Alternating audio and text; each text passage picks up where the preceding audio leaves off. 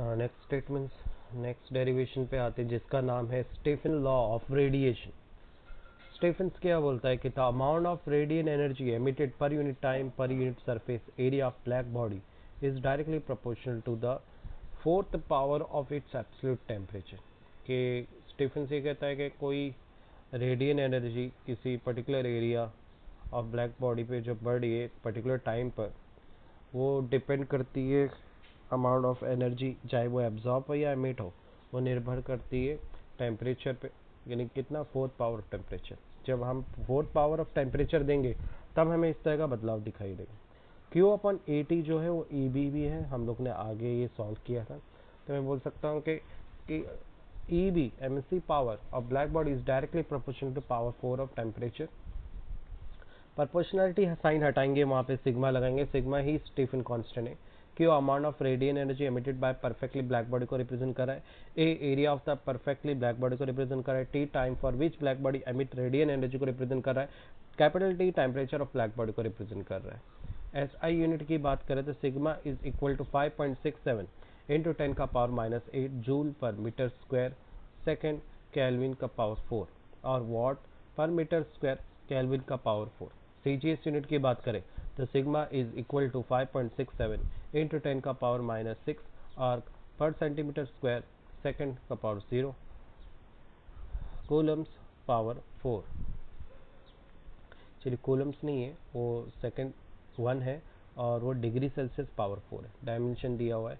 अगर एक ordinary body की बात करें तो स्टीफन्स लॉ के हिसाब से उसका फॉर्मूला क्या रहेगा, वो रहेगा E is equal to e sigma T का पावर, कितना वो एमिसिटिविटी करती है। तो एमिसी पावर ऑफ एब्जॉर्प्शन, कितना emissive power of absorption E A of any ordinary body is E sigma T का पावर 4, है ना। फ्रॉम स्टीफन लॉ हमें पता है कोएफिशिएंट ऑफ एमिशन का फॉर्मूला क्या है, E is equal to E upon E B. तो ई बी क्या हो जाएगा, emissive power of black body is equal to emission of any ordinary body upon coefficient of emission. अब यहाँ पे क्या पता, जब एनर्जी किसी में मारेंगे कोई ब्लैक बॉडी पर तो उसका टेम्परेचर लो रहेगा। शुरुआत में लो टेम्परेचर T0 को रिप्रेजेंट कर रहा है, और क्योंकि heat absorb by black body तभी करेगी जब तक उसका टेम्परेचर लो होगा। तो टेम्परेचर हमेशा लो से हाई की तरफ ही बताना क्या चाह रहा है। E A is equal to sigma T0 का पावर 4, ये कोएफिशिएंट ऑफ एब्जॉर्प्शन की कैपेसिटी है। एब्जॉर्प्शन के बाद E R emissive power of reflection को बता रहा है, जो है सिग्मा टी का पावर 4। तो heat absorb less than heat emit, यहाँ पे बोल रहा है कि जो ऑर्डिनरी बॉडी है उसमें हीट एब्जॉर्प्शन कम होता है लेकिन हीट ऑफ एमिशन ज़्यादा होता है, क्योंकि हीट एब्जॉर्प्शन में लो टेम्परेचर के बेस पर भी हीट एब्जॉर्प्शन कर लेती है, पर एमिशन हाई टेम्परेचर पे होता है जिसकी वजह से ज़्यादा पार्ट एमिट हो जाता है। Heat absorb by black body की अगर बात है उसका formula sigma T04 and heat emitted by black body का हो जाएगा सिग्मा टी का पावर 4। तो सिग्मा T04 जितना वो एब्जॉर्ब करेगा उतना ही वो एमिट भी कर देगा, ठीक है। तो हीट का एब्जॉर्प्शन कम, हीट का एमिशन ज़्यादा। अब देखते हैं rate of loss of heat energy, कितनी हीट एनर्जी यहाँ पे लॉस हो रही है। तो दो के डिफरेंस से पता चलेगा, ई आर माइनस ई है emission of reflection minus emission of absorption, दोनों की वैल्यू पुट करेंगे, सिग्मा कॉमन है निकाल लेंगे, एरिया से मल्टीप्लाई करेंगे तो loss of heat per unit area मिल जाएगा, और टाइम से करेंगे तो loss of heat per unit area per unit time मिल जाएगा। तो ऑर्डिनरी बॉडी में लॉस ऑफ एनर्जी क्या हो जाएगी, coefficient of emission sigma T का पावर 4 माइनस टी का पावर 0.4। अब आते हैं लास्ट कॉन्सेप्ट में जिसका नाम है Newton's law of cooling. State that the rate of loss of heat by the body is directly proportional to excess of temperature of the body over the surrounding provided the excess is small.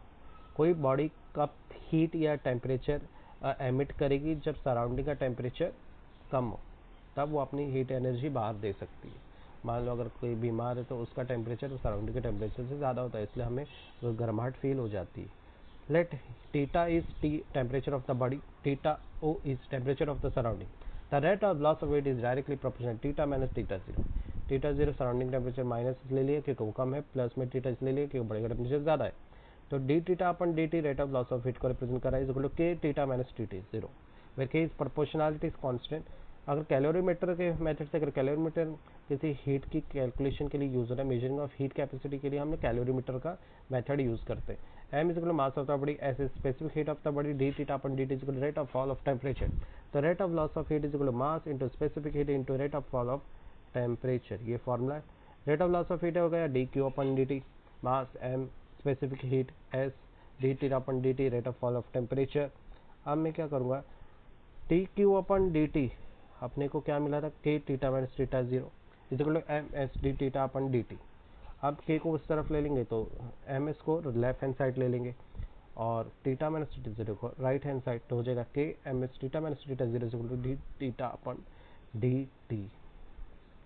मान लेते के M S constant है, उस वक्त वापस से हमें theta upon D T is directly proportional to theta minus theta zero, same equation मिलेगी। इसके लिमिटेशन क्या है कि इसमें बॉडी का टेम्परेचर ज़्यादा, सराउंडिंग का कम होना चाहिए। दूसरा, इसमें रेडिएशन की कोई बात नहीं की, energy loss by convection and conduction, ऐसे कोई भी थियरी थ्योरेटिकल कॉन्सेप्ट के बारे में इसने कोई भी डिटेल एक्सप्लेनेशन नहीं किया, जिसकी वजह से इसकी ये जो थियरी है वो